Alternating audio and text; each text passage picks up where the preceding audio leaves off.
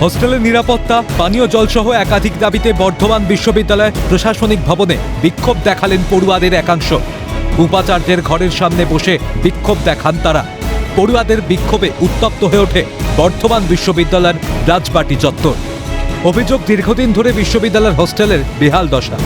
বর্ষাকালে ঠিকঠাক পরিষ্কার পরিচ্ছন্নের ব্যবস্থা নেই। সঠিকভাবে বিদ্যুৎ, পানীয় জল, নিরাপত্তা এগুলো পাচ্ছেন না আবাসিকরা। যেসব নিরাপত্তা কর্মীরা আছেন একজনও প্রশিক্ষণপ্রাপ্ত নন। ফলে পড়ুয়া নিরাপত্তা নিয়েও উঠেছে প্রশ্ন।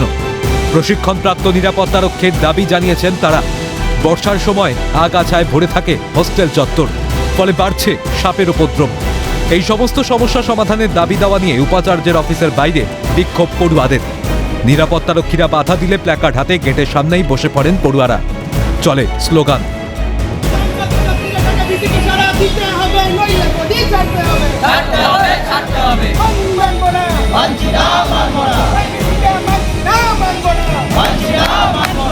প্রশাসনিক ভবন চত্বরের মূল গেট ধাক্কা মেরে খুলে দিয়ে বিশ্ববিদ্যালয়ের ভিতরের বিক্ষোভ দেখায় পড়ুয়ারা।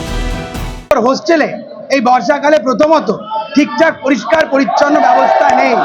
যে বিভিন্ন প্রান্ত থেকে ছাত্রছাত্রীরা বিশ্ববিদ্যালয়ে এসে পড়াশোনা করার জন্য পড়াশোনা করছে, কিন্তু তাদের সঠিকভাবে ইলেকট্রিসিটি, পানীয় জল, নিরাপত্তা এইগুলো পাচ্ছে না, যেটা ছাত্রছাত্রীদের রাইট। তারাবাগের ভিতরে মিলি মেয়েদের ক্যাম্পাস যেখানে রয়েছে মেয়েদের হস্টেল, সেখানে প্রচন্ড নোংরা, সেটা ক্লিন দরকার। আর প্রত্যেকটা মেয়েদের হস্টেলে নিরাপত্তা দরকার। আর তাছাড়াও হচ্ছে যে এই বর্ষাকালে, মেনলি বর্ষাকালে আমাদের কারেন্ট চলে যায়, তার কারণে আমাদের জল স্টোর থাকে না, পাম্পের অর্ধেক পাম্প খারাপ।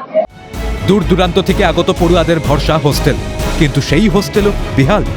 কেন কোনো ভ্রুক্ষেপ নেই বিশ্ববিদ্যালয় কর্তৃপক্ষের? পূর্ব বর্ধমান থেকে রাজেশ খানের রিপোর্ট, ক্যালকাটা নিউজ।